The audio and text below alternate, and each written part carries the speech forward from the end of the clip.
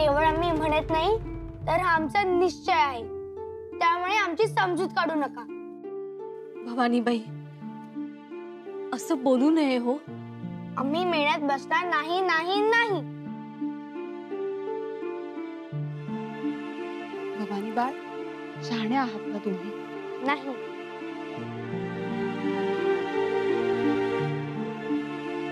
भवानीबाई, आमचं ऐका ना जरा. आम्ही ऐकूनच घेणार नाही.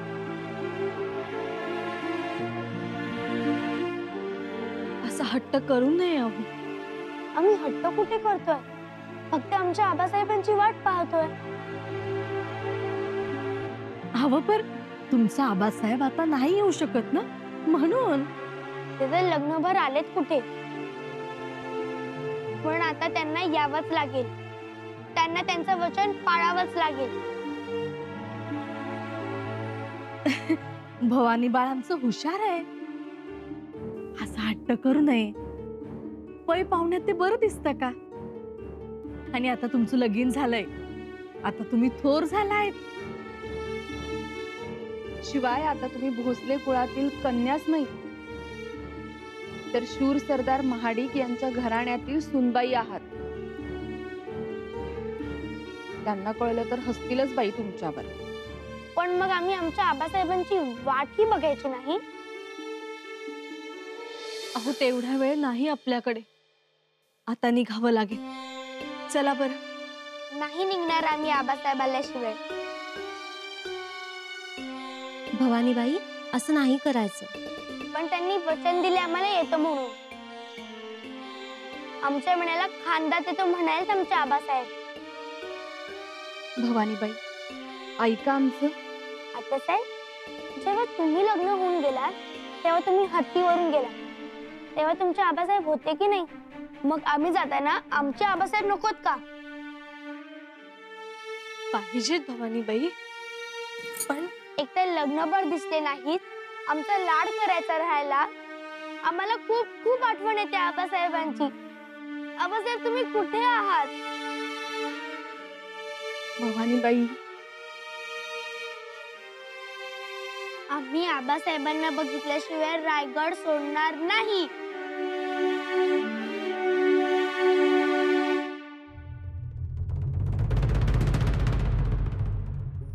संदुका भरून तयार झाले. तुमचा हुकूम आला की निघूया. खरंच आमच्या हुकमाची वाट बघताय? सुनबाईंना घेऊन घरी जाण्याची घाई झाली तुम्हाला? हा, ते तर झालंच हो. ऐकलत का? जिंजीला गेल्यावर जंगी स्वागत करायचं भवानीबाईंचं. हो, जिंजी तुमची, भवानीबाई तुमच्या. करा की जंगी स्वागत. म्हणूनच केव्हा एकदा आम्ही इथून निघतोय असं झालंय आम्हाला. आम्हालाही. आणि आता तर आमच्या सोबत खेळायला भवानीबाई आहेत. खूप खेळू आम्ही. आई साहेब, आजच निघूया जिंजीला. आत्ताच घोडा काढतो आम्ही. असं का? घोड्यावर बसायची तयारीही झाली तुमची? अगं बाई, मातोश्री.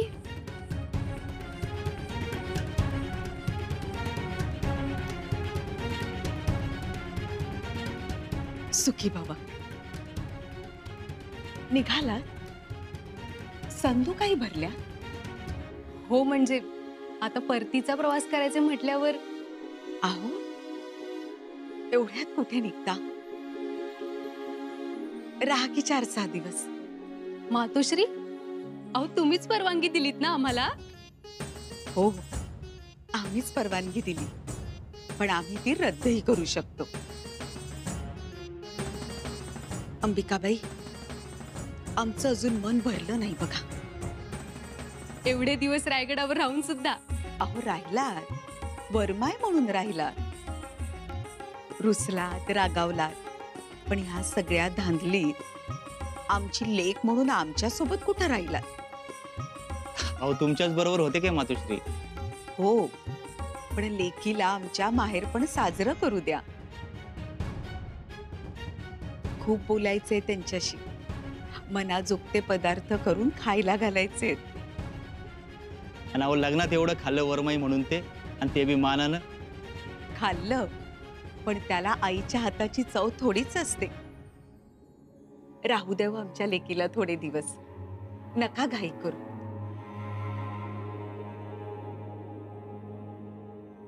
आता आम्ही काय तुमच्या शब्दाच्या बाहेर आहे होय?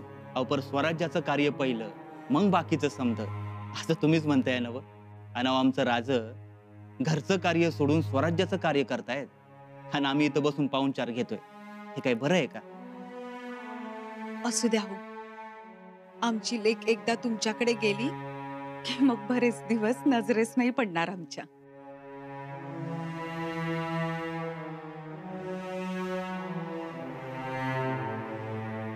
भवानीबाई, अव तुम्ही आमचं कोणाचंच ऐकत नाही. तर तुमच्या मातोश्रींचं तरी ऐका. नाही, कोणाचंच ऐकणार नाही. अहो, मातोश्रींचं सर्वजण ऐकतात. त्यांचा मान आहे हा. तुमचे आबासाहेब सुद्धा त्यांचं ऐकतात. पण आम्ही ऐकणार नाही. करदंड दिल्यानंतरही नाही.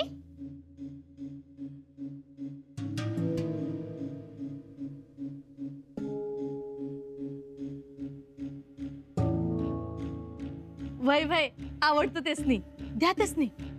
हो, आम्ही करदंड देऊ, मैसूरचा पाखी देऊ. तुम्हाला आवडतो ना खूप? नको काहीच आम्हाला, फक्त एक आबासाहेबच पाहिजे.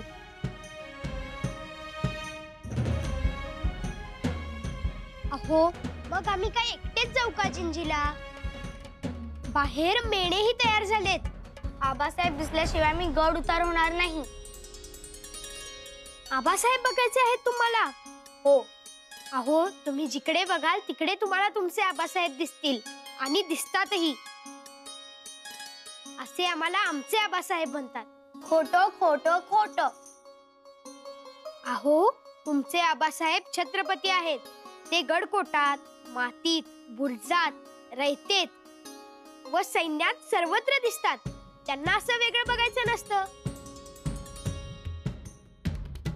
हो ना हो मावशीबाई? हो तर तुम्हीच सांगा आता भवानीबाईंना.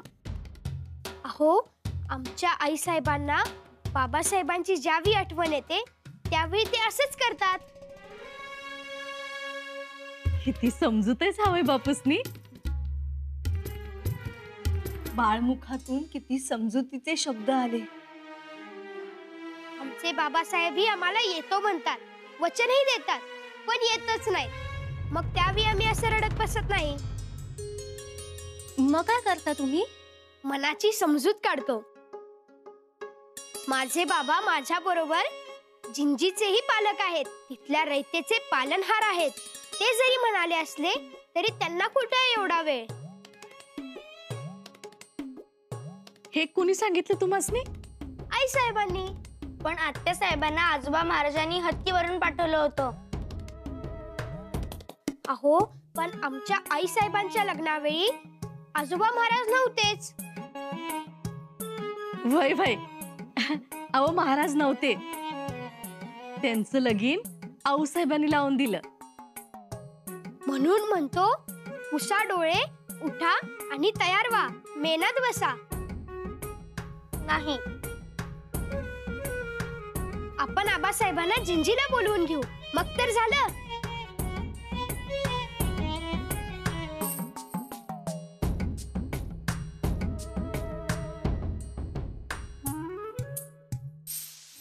पण ते येतील जिंजीला?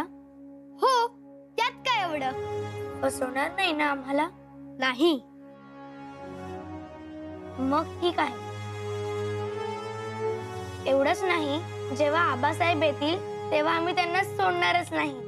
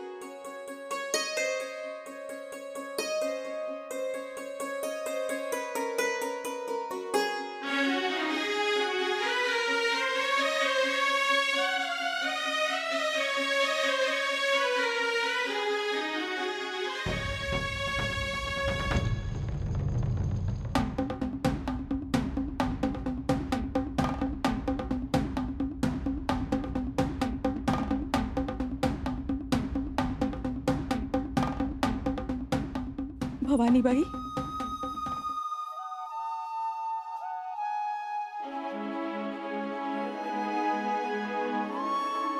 आजी साहेब, चांगल्या राहा. सगळे काम धाम करत जा. जी भवानीबाई,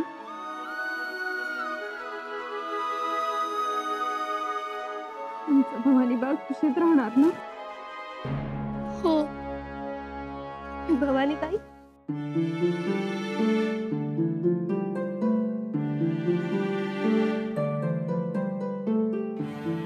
रडू नका भवानीबाई.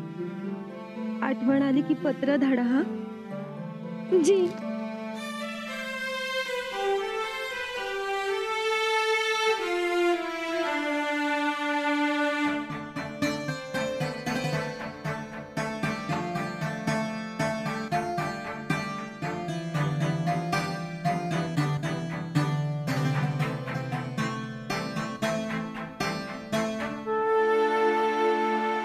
आई साहेब, आबासाहेबांना सांगा आम्ही त्यांची वाट बघितली नाही. त्यांना सांगा आम्ही बुरजावर जाऊन त्यांना बघितलं नाही.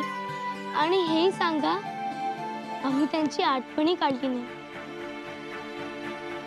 सांगाल ना आम्ही न रडता न हट्ट करता जिंजीला गेलो म्हणून सांगा.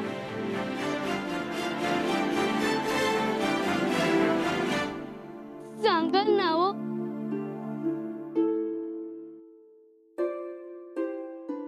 भवानीबाई,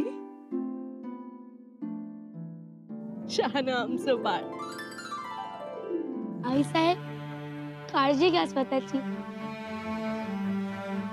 आजी साहेबांच्या पायाला तेल लावा. त्यांचा देवा न विसरता द्या. खुशीत राहा. आई साहेब, येतो आम्ही.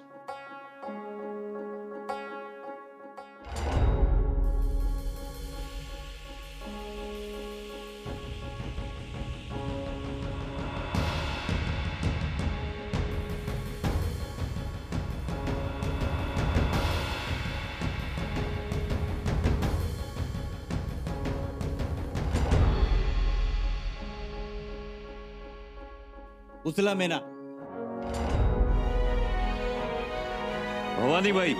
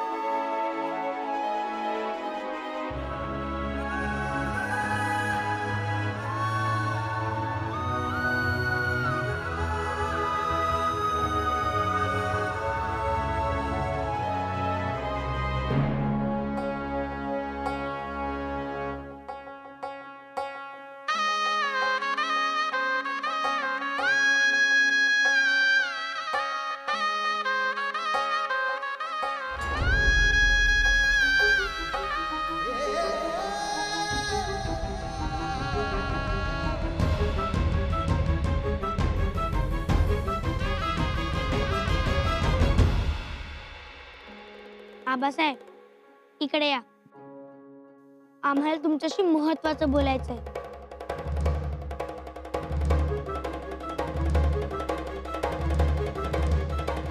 आमच्याशी? हो, या.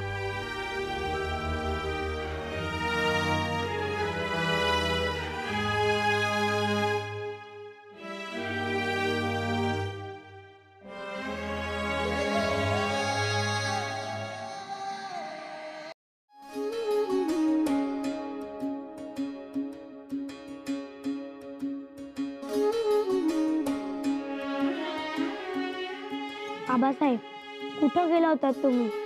आम्ही किती किती वाट बघितली तुमची. सगळेजण म्हणत होते तुम्ही इथेच आहात, पण तुम्ही दिसत नव्हतात. एवढी मोठी मसलत असते का? मोठ्या नसतात बाळा, पण महत्वाच्या असतात. पण तुम्ही आमच्या लग्नात नव्हतात, हे तरी खरं ना? हो. आम्हाला खूप जणांची नावे सांगायची होती. किती भरवलं आम्हाला हळदीनं. बांधलेलं बाशिंग, मुंडावळ्या तर सारख्या डोळ्यावर येत होत्या आमच्या.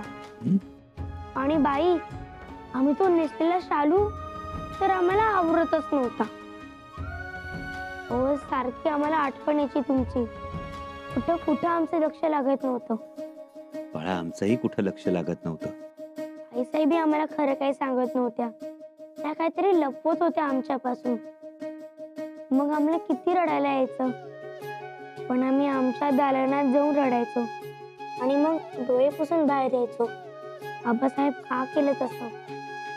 आता ना आम्हाला तुमच्याशी बोलायचंच नव्हतं. खूप खूप राग आला होता तुमचा, पण आता तुम्ही दिसलात आणि आमचा रागच गेला. आबासाहेब, आम्हालाही तुम्ही दिसलात आणि आमचा सगळा थकवा गेला. आम्हाला कोणी कोणी नको, फक्त तुम्ही पाहिजे. का असं केलं आबासाहेब?